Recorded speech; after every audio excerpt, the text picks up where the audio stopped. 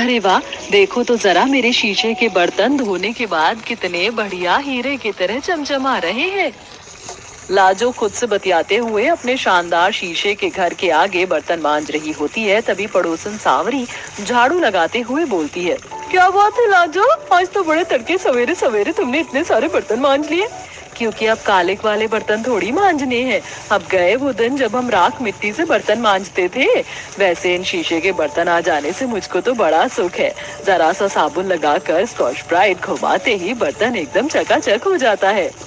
सच में जब से हमने भी शीशे का पक्का आंगन करवाया, झाड़ू लगाने में झिकझिक नहीं होती, वरना मिट्टी कच्चा आंगन बहारने लीपने में आधा दिन बीत जाता था। तभी बूढ़ी दुलारी के आंगन से गर्मा गर्म पकवानों की खुशबू शीशे के गांव के निवासियों तक फैल जाती है। दुख के दिन बीते रे भैया, अब सुख दिन आयो रे। दुख के दिन बीते रे भैया, अब सुख दिन आयो रे। हो गया गुजिया मालपुआ तैयार, इतने पकवान में तो पूरे गांव भर में बायना बांट ही लूंगी।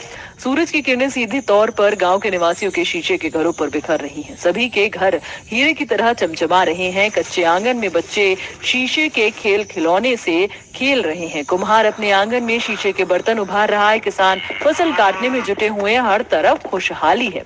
पर क्या इस अनोखे शीशे के गांव के निवासियों का गुजरा हुआ कल भी इतना खुशहाली भरा हुआ था? आइए देखते हैं। जहां जौनपुर गांव के किसान कड़ी धूप में खेत में फसलों से अनाज अलग कर रहे होते हैं। सीताराम काका, अब की बार तो हमारे खेतों में खूब किफायती गेहूं की पैदावार हुई है। पैदावार अच्छी हुई है, फिर भी कौन सा मुखिया जी हम गरीब किसानों को फसलों के बदले बढ़ाकर दाम दे देंगे। साल भर लगाकर हम किसान बंजर जमीन को सींच कर फसल उपजाते हैं, फिर फसल के फूलों को पीट कर एक एक दाना निकालते हैं। लेकिन तुम्हारा दुर्भाग्य देखो, अपना न पेट भर खाने को नसीब होता है, न सिर पर एक पक्की छत है। सही कह रहे हो सीताराम काका, सारे सुख तो मुखिया जी भोग रहे हैं। क्या शानदार शीशे की कोठी बनवाई है। हम गरीब लोग कच्चे मकान में दिन काट रहे हैं। जहां एक तरफ आसपास के सभी गांव तेजी से तरक्की कर रहे थे, वहीं जौनपुर गांव आज भी पूरी तरह पिछड़ा हुआ था। गांव के मुखिया को छोड़कर कुम्हार, बढ़ई, लुहार, लकड़हारा किसान सब मिट्टी और फूस की मढ़ाई में रहते थे। मगर मसला केवल यही नहीं था। बरसात उनका घर बह जाता और तूफान में तिनके की तरह उड़ जाता था। कुछ देर में सब लोग अपना अनाज लाद कर मुखिया के घर आते हैं। आओ आओ मेरे किसान भाइयों, स्वागत है, आओ। जयराम जी की मुखिया जी अनाज लाई है। हाँ हाँ, रख दो यहीं। गरीब किसानों का झुंड मुखिया के शीशे के आलीशान घर को देखने लगते हैं। मुखिया सबको पैसे देता है। ये लो सब लोग पैसे। इतने थोड़े पैसे देखकर चंदन निराश भाव से कहता है, मुखिया जी, ये क्या, फसल का वाजिब दाम तो दीजिए। इससे ज्यादा के तो हमने खाद और बीज लगाए हैं। इतने थोड़े पैसे में हम अपने घर की छत कैसे पक्की करवाएंगे? ए देख चंदनवा, मैंने फसल का दाम बिल्कुल जायज दिया है। अगर तुझे फसल नहीं बेचनी तो बेशक ले जा, जा बोरी उठा के। मुखिया अपनी अमीरी का ताव दिखाकर शीशे के घर में चला जाता है। सारे किसानों की पक्का घर बनाने की आशा टूट जाती है। तो वहीं दूसरी तरफ लाजो अपने कुम्हार पति से झगड़ा करती है। हे राम जी, मेरे तो कर्म फूट गए। रोज रोज काले वाले बर्तन मांज मांज कर मेरे गोरे हाथ कोयले जैसे काले पड़ गए हैं। अजी सुनते हो, कब बनवाओगे तुम पक्का घर? और कब तक मुझसे मिट्टी के बर्तन बनवाओगे? सारे सुख तो उस मुखिया की सेठानी के भाग्य में लिखा है। शीशे के घर में रहती है, शीशे के बर्तन में खाती है। तुम भी मेरे लिए शीशे वाला घर बनवाओ। लच्चू, तू क्यों बिना बात के झगड़ा करती है? अरे मैं गरीब कुमार दिन भर चाक पर बर्तन बनाता हूँ तो जाकर थाली में दो निवाले आते हैं।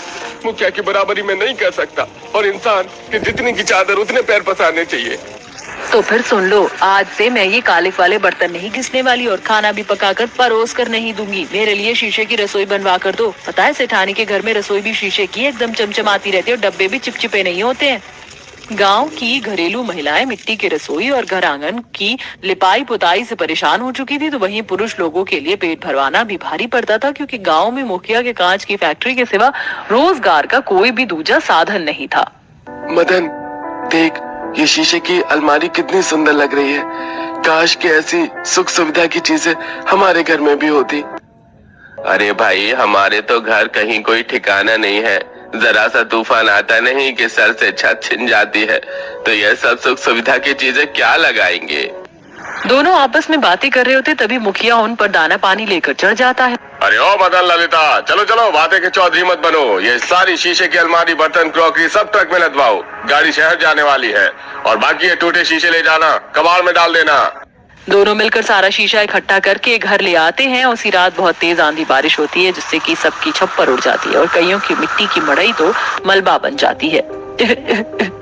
अरे कितने जतन से कहां से मिट्टी और घास लाकर हमने झोपड़ी तैयार की थी। इस बार भी हमारी झोपड़ी टूट गई। आखिर कब तक ऐसे चलेगा।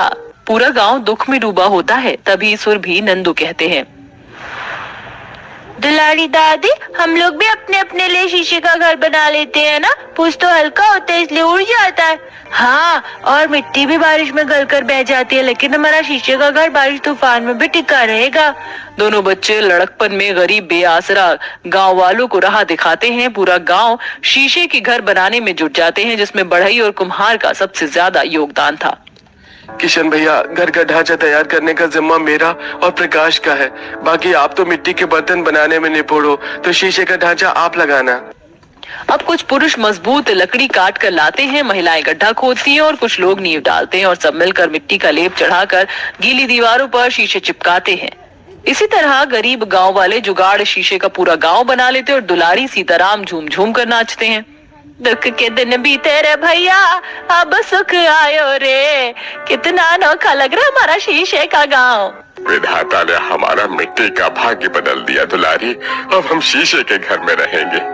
वहीं किशन लाजो के लिए शीशे की रसोई और बर्तन भी संवारता है। वहीं गरीब बेआसरा गांव वालों के सर पर छत आ जाती है। सब लोग अपने शीशे के शानदार घरों में विश्राम करते हैं। तो तभी बूढ़ी दुलारी गांव के हर एक घर में पकवान बांटती है।